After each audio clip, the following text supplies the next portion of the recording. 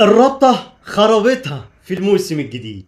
السلام عليكم ورحمة الله وبركاته، أهلا بكم في حلقة جديدة من فنون الكورة مع أمين. الرابطة خرابتها في الموسم الجديد بإعلانها الجوائز والدعم المالي للأندية الشعبية وكمان بطل الدوري. 90 مليون جنيه مكافأة بطل الدوري، مش 90 مليون جنيه بمعنى المبلغ، لكن بطل الدوري الموسم القادم هيحصل من الراعي الجديد اللي حط مكافأة مالية 50 مليون جنيه، وكمان الراعي حط 40 مليون جنيه دعم في بداية الموسم للأندية الشعبية.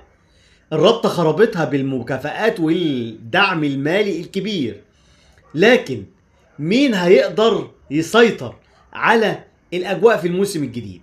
هل هيتم السيطرة على التحكيم اللي كان فيه أخطاء فجة وكان سبب رئيسي في اتجاه وتوجه وانحناء الدوري لمتعوبة؟ طب هل هيبقى فيه تعديل للفار؟ هل هيبقى فيه نسخة جديدة من الفار في الدوري المصري؟ كلام كتير ومحتاجينه يتنفذ في الموسم الجاي.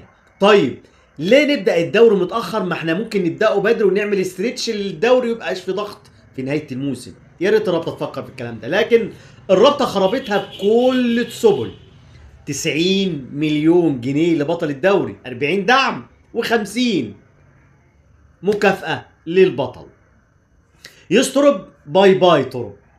ولكن الزملكاوية مقتنعين وعندهم استراتيجية في مخهم، يقول لك النادي الغريب ده، النادي اللي بيروح يدفع فلوس ما بيخشش في قضايا، النادي اللي ما بيضحكش على مدربين ده. احنا كأهلاوية عارفين ان الإدارة بتغلط وفي مشاكل في الفترة الأخيرة مع المديرين الفنيين، تمام، لكن شطارة الإدارة أيضا ان هي بتقدر تقطع وبتنهي العلاقة رسمية. في مشكلة مع ريبيرو، لكن الأهلي واثق وماشي في المحكمة الرياضية وهيخلصها بشياكة زي ما بيقولوا. يسترب انتهت رحلته مع الجهاز، مع طبعا وداع وليد صلاح الدين وتوديع ايضا وليد سليمان وتوجيه الشكر لعادل مصطفى ايضا، وبدايه من اعلان سراج مدير للتعاقدات ووائل جمعه مدير للكره.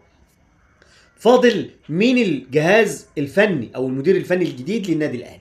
هل النادي الاهلي كان مخلص كل شيء وفاضل يقطع صفحه طرق ويبدا صفحه جديده؟ طيب احنا كاهلاويه بنقول ان في مشاكل فنيه، لكن الاداره بتقدر تخلصها باقل الخسائر. فالزملكاويه ازاي النادي بيعمل كلام زي ده؟ ده نادي مغفل. النادي الاهلي نادي مغفل. احنا بقى بنضحك على المدربين وبنضحك على اللعيبه، وده الصح. اصل احنا بنعترف باخطائنا وهنحل المشاكل دي ان شاء الله. الاداره الفنيه الشاطره لما تقع في مشكله تحلها، مش اسيبها واجيب غيرها وعليها غيرها وعليها غيرها لما اوصل لقضايا وابقى مسجل خطر في الفيفا.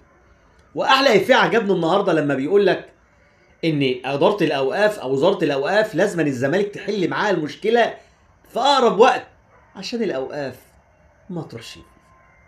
مليون مبروك لبطل الدوري القادم، دعم مالي كويس. اتمنى الكل يكون جاهز، واتمنى الاهلي ان يكون على اتم الاستعداد.